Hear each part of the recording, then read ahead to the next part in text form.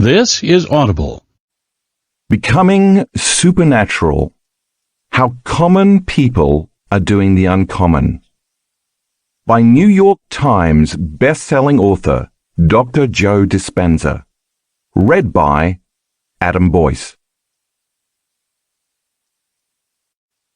Before you begin, the diagrams referred to in this book have been made available for you to download at www.drjoedispenza.com/BSN.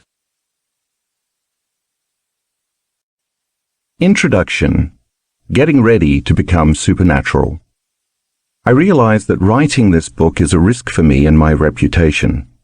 There are certain people in the world, including some in the scientific community, who might call my work pseudoscience, especially after Becoming Supernatural makes its debut.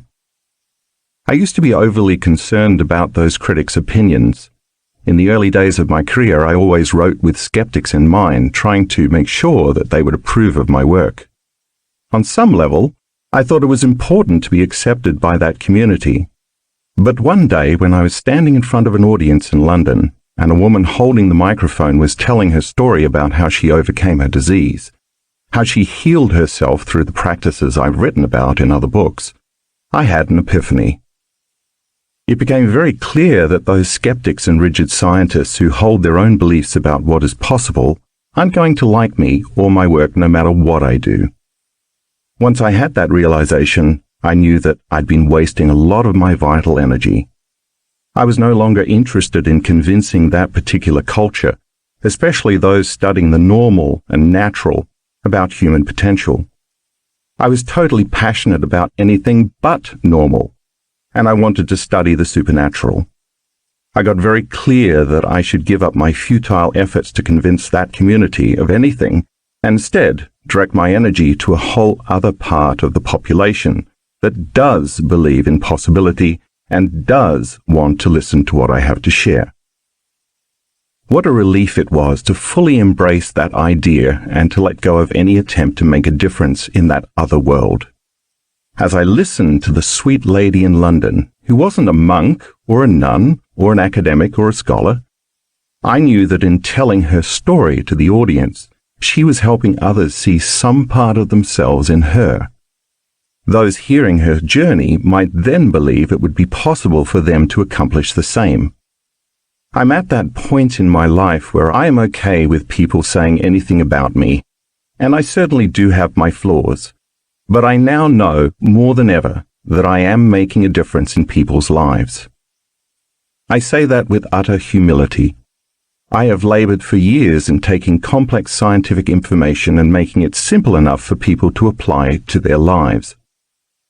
In fact, in the last 4 years, my team of researchers, my staff, and I have gone through extensive strides to scientifically measure, record, and analyze these transformations in people's biology to prove to the world that common people can do the uncommon.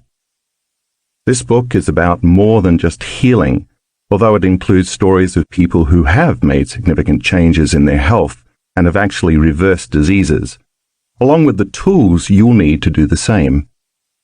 These accomplishments are becoming quite common in our community of students. The material you are about to read lives outside of convention and is not usually seen or understood by most of the world. The content of this book is based on an evolution of teachings and practices that have culminated in our students' ability to delve deeper into the more mystical of these.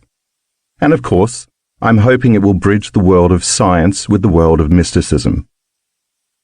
I wrote this book to take what I've always thought was possible to the next level of understanding.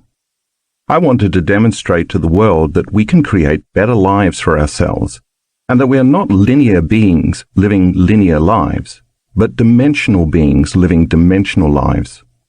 Hopefully, reading it will help you understand that you already have all the anatomy, chemistry, and physiology you need to become supernatural, sitting latent within you, waiting to be awakened and activated. In the past, I hesitated to talk about this realm of reality because I feared it might divide an audience based on their own personal beliefs. However, I have wanted to write this book for a long time now. Over the years, I have had profoundly rich mysteries